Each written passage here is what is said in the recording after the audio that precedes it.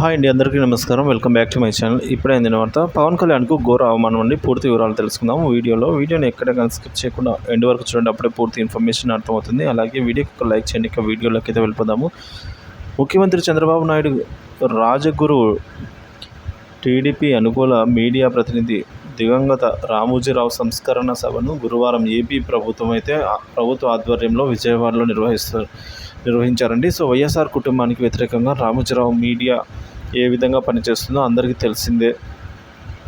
So TDP రాజకీయాల ప్రయోజనాల కోసం ఆఖరి శ్వాస వరకు రామోజీరావు కృషి చేశారు.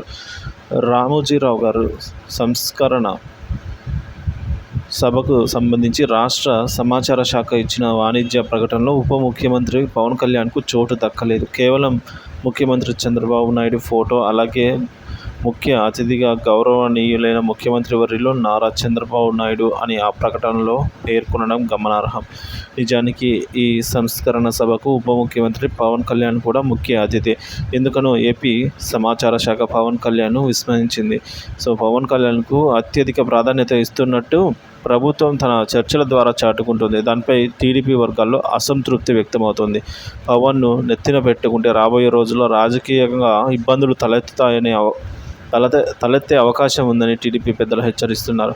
అందుకే పవన్కు నెమ్మదిగా ప్రాధాన్యత తగ్గించడానికి టీడీపీ ఆలోచిస్తుంది. బహుశా ఇందులో భాగంగానే వాణిజ్య ప్రకటనలో పవన్కు